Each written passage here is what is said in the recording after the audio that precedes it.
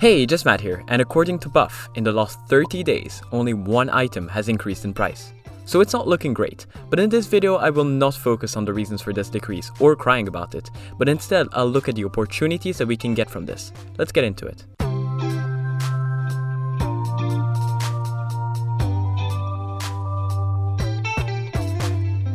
But JustMaD, why do you want to keep buying? Haven't you seen the player numbers decrease? CSGO is dead. Yes, the player numbers are worrying, but this decrease is a pretty normal thing to see during summer, with people doing activities outside and going on holidays instead of playing CSGO all day.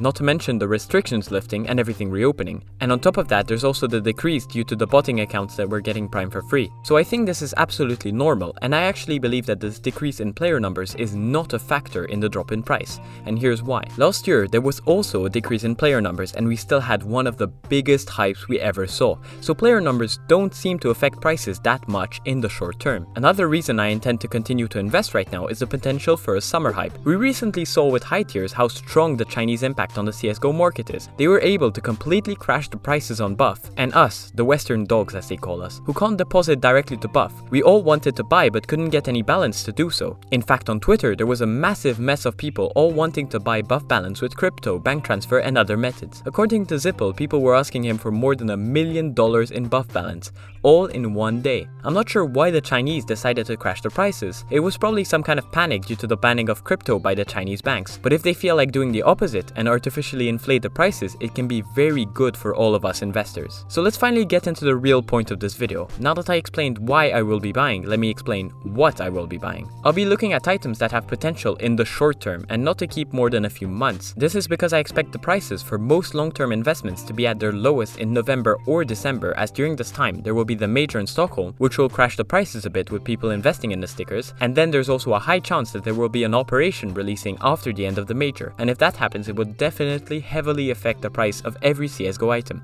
So my game plan is to get items which have the potential to rise in the next few months and then sell them sometime before the next major sticker sale, as to have balance to buy into the stickers or into other investments when they crash due to the operation.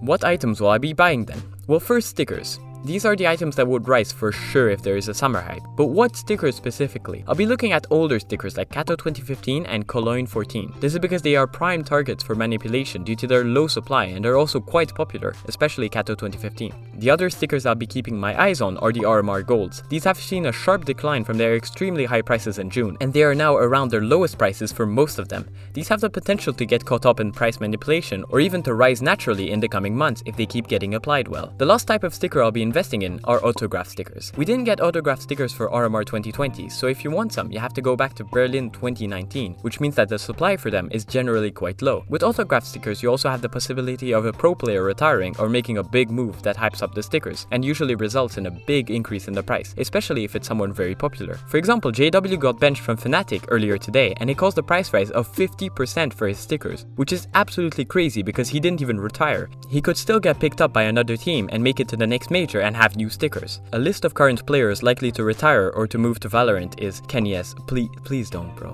please. MSL, Woxic, Flusha, Olofmeister. Yes, I know he's still playing with FaZe, but he's been in and out of the roster and talking about retirement a lot. RPK, and then there are a lot more if you look for them. Most of these autographs didn't really rise with the hype in June, but I believe they still have the potential to rise up until the major. And of course, if the player retires, you make a lot of money by selling during the hype. The next items I'll be looking at are skins from the new collections, so the Havoc, Ancient and Control collections. These were hyped in June and now have corrected back down. These seem like a great investment for the long term if they don't come back in a future operation. But as I said before, I'll be picking up long-term investments near the end of this year. So why is this here then? Because I think they still have potential to grow in the short term. These collections are not as good as the Shattered Web ones popularity-wise, and the supply of them is higher, but the prices are now much lower than the current prices of Shattered Web collections. The thing that's scaring me with this investment is the fact that Shattered Web collections were traveling sideways for most of last year. So with the Broken Fang collections being basically the same type of items, they could be following similar trends. The last items I'll be looking at are Fellz's favorite stickers, the Battlescarred Holo and Paper. These have been holding up in price very well due to the surprisingly high demand for them. In fact, according to Fellz's Sticker Watch, the demand for the Battlescarred Holo keeps being as high as the other Broken Fang Holos, despite the fact that it is literally 10 times more expensive. The number of Battlescarred papers being applied is also quite impressive, but with these, I'm scared of a repeat of the Shattered Web sticker situation, where the stickers fall into obscurity and stop being applied, essentially killing the investment. We'll just have to keep looking at the demand for them to see what will happen, but I think they're relatively safe over the next few months, which is why I put this here. Now let's get into Guess the Game. The winner of last video is Nikolaj Jancic, who is now tied with JustMaD. If you want to join them, all you have to do is to be first to comment the 2 pro teams that played in the match in the background. I'm sorry about not posting for so long, even though I'm sure most of you didn't notice. I had an extremely stressful couple of weeks with uni and work, but now I have some more time, so expect more videos coming soon. Thanks for watching and for supporting me. See you soon.